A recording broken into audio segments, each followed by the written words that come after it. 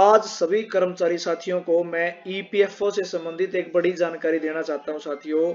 जो जानकारी है उसके विषय में आपको मैं बता देता हूं कि इसके अंदर अगर कर्मचारी रिटायरमेंट हो जाता है, रिटायरमेंट ले जाता है, तो रिटायरमेंट होने के बाद उसका जो फार्म नंबर 10D होता है, जो पेंशन के लिए होता है साथियों, सिर्फ उसकी पेंशन कैसे बनती है और उसका जो क्लेम होता है, क्लेम कैसे किया जाता है, उसकी पूरी की पूरी जानकारी आपको दे देता हूं साथियों।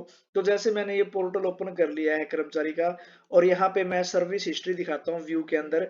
तो देख लीजिए साथियों, ये सर्विस हिस्ट्री है, डेट ऑफ ज्वाइनिंग भी हो चुकी है और उसकी डेट ऑफ एग्जिट ये आ चुकी है। तो कर्मचारी को डेट ऑफ एग्जिट कर दिया है। और अब इसके अंदर क्या है, रिटायरमेंट के लिए मैंने इसको दिखा दिया है इसके अंदर। तो उसमें दिखाने के बाद साथियों क्या आता है इसके अंदर, सबसे जरूरी चीज है कर्मचारी की ई नॉमिनेशन करना। अगर कर्मचारी की ई नॉमिनेशन नहीं है तो सबसे पहले फॉर्म 10D को अप्लाई करने के लिए ई नॉमिनेशन का करना बहुत जरूरी है साथियों। तो ये आपने सबसे पहले काम करना है, ये देख लीजिए यहाँ पे ई नॉमिनेशन करनी है साथियों। उसके बाद में साथियों क्या है, आपको मैं अगली जानकारी दे देता हूँ। यहाँ पे ई नॉमिनेशन के बारे में भी आपको मैं बता दूंगा साथियों कैसे करनी है एक नेक्स्ट वीडियो के अंदर। और उसके बाद में जो कर्मचारी का मैं दिखा देता हूँ इसको, कैसे फार्म नंबर 10D करना है, किस प्रकार अप्लाई करना है, वो जानकारी मैं आपको दे देता हूँ साथियों।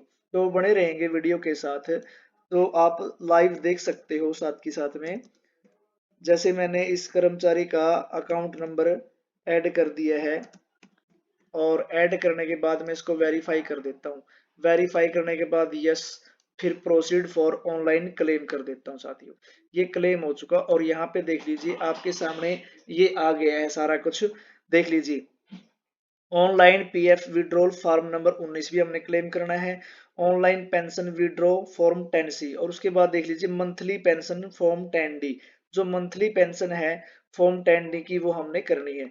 अब मैं इसके ऊपर ओके करता हूं, तो यहाँ पे क्या दिखाता है, nomination detail not available, E nomination with photograph is not available in system, can not proceed.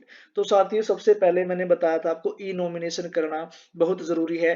जब तक आप ई नॉमिनेशन करोगे तो आपका जो फॉर्म 10D है वो अप्लाई नहीं कर सकते साथियों।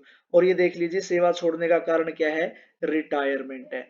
तो ये रिटायरमेंट आ चुका है साथियों इसमें, तो हम रिटायरमेंट के लिए अप्लाई कर देंगे। उसके बाद में हम ऑनलाइन पीएफ विड्रॉ, तो ये सारी डिटेल मेंशन करने के बाद हम फॉर्म 10D को अप्लाई कर सकते हैं, सॉरी फॉर्म 19 को अप्लाई कर सकते हैं साथियों। तो उसके बाद में साथियों क्या है, तो मैंने ये दोनों चीज आपको बता दी हैं।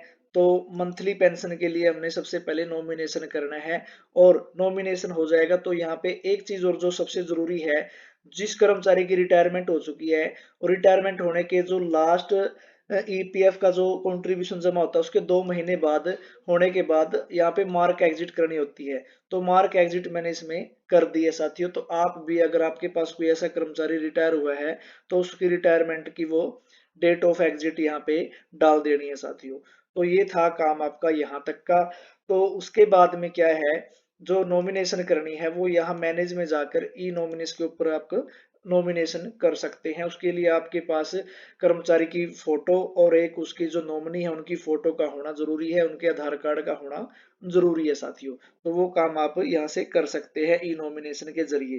तो हम नॉमिनेशन करके आपको नेक्स्ट वीडियो के अंदर बताएंगे साथियों। तो उसके बाद जो ये फॉर्म 10D है उसको भी मैं नॉमिनेशन करने के बाद बताता हूँ साथियों, पूरी की पूरी जानकारी।